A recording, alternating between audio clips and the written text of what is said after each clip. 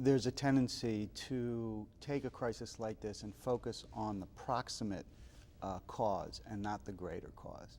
And the greater cause of this spill, of course, is our dependence on oil, which has caused us to look in more and more problematic places for our oil. So one basic ethical issue is, as we criticize BP or as we criticize other responses to this, we have to look to ourselves and ask ourselves, what are our contributions to this crisis? The second issue is, how are we going to balance our dedication to the environment, to our need for comfort? How much sacrifice are we willing to make? I think Americans have shown that they're not willing to make much sacrifice. They want a healthy environment, we want a healthy environment, but what are we really willing to give for that? So some of the ethical issues have to do with responsibility and where we place it. And what we're seeing in the media, I think, too much is everybody pointing fingers at everybody else. And I don't think this is about who transgressed and who didn't transgress in terms of the actors of this particular tragedy. Certainly we may find that BP might not have done things that it should have done, and they should be punished in appropriate ways. But the deeper issue here is not BP's behavior, it's not the Obama administration's behavior, it's our behavior. That is really where the deepest change has to happen. I really wonder sometimes about America's view of what it takes to live in a sustainable culture. On the one hand, what I think we found was when recycling started, people were much, much more willing to do that than the founders of recycling had thought. And recycling spread like wildfire. Hybrid cars were very quickly adopted. But those don't exactly require deep sacrifice. Separating out your recyclables is not really going to change your lifestyle at all. On the one hand, it shows a desire from the American public to do something. On the other hand, it suggests that maybe we're only willing to go so far, we're only willing to sacrifice so much. And I think there lies the tension in our environmental problems as a whole. How far are we willing to go? How much are we willing to sacrifice? What are we willing to give up to have a healthy environment?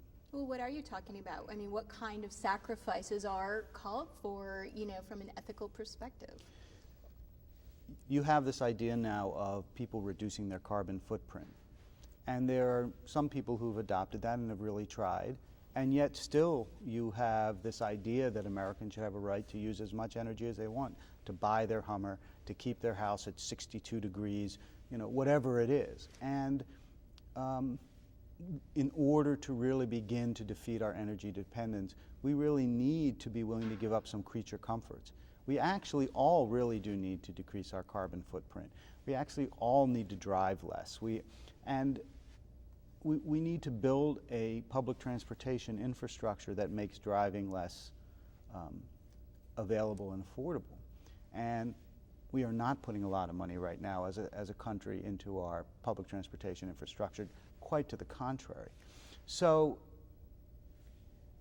there is, in fact, a need that is not being fulfilled here. And we need a serious conversation about how we are all going to contribute to that. What I think is heartening to some degree is that a number of different things are converging at the same time. We're understanding that our intervention in the Middle East and in the Gulf War is partially due to our concerns about oil, that this tragedy in the Gulf is due to our concerns about oil, that geopolitics is run to some degree because of our concerns about oil. So I think we have a convergence. We have a convergence of economic need, of geopolitical need, and now of environmental needs. So this is a crucial time for changing the way in which we think about our energy needs. And I think it's ethically mandatory. Even if all of those things were not necessarily true, oil production is problematic in terms of its environmental and health impacts, much more so than certain other kinds of energy production. And we have been, I think, neglectful as a culture in really putting some of our resources, our tax money, behind looking into alternative forms of energy. The religious community has traditionally talked about the earth as something that we have stewardship over. But what are the real implications of that?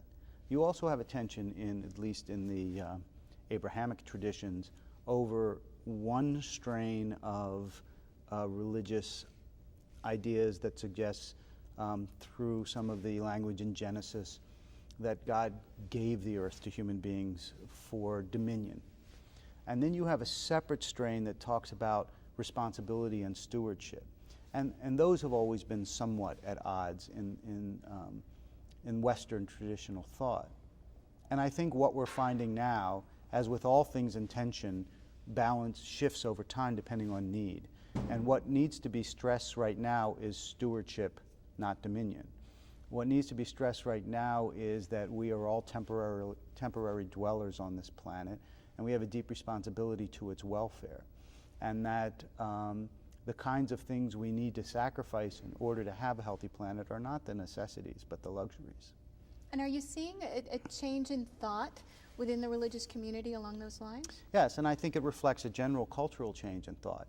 You have many, many more religious ecological groups in all the faith traditions. You have more conversation about it. There are a lot of different stakeholders who all have a right to have their voice in the conversation over what our response is to the Gulf spill and what our general response is to our ecological needs as a culture right now. And all of them have to be heard. And I think there's a tendency sometimes to think of this as a polarized problem, that there are environmentalists on one side and the developers on one side. And most of the solutions that have worked have involved overcoming the sense of polarization to have a very useful and productive dialogue, to try to stop the idea that there are radical environmentalists. When you hear the right speak, they never talk about environmentalists without putting the radical in front of it. And when you hear environmentalists speak, they talk about developers as if they couldn't care less if they destroyed every wetland in the United States. And I think that kind of demonization of the different sides, and right now the demonization of BP, and perhaps the attempted demonization of the Obama administration by other groups, it isn't helpful. It may score temporary political points, but ultimately it's destructive in trying to solve the real problems that we need to solve.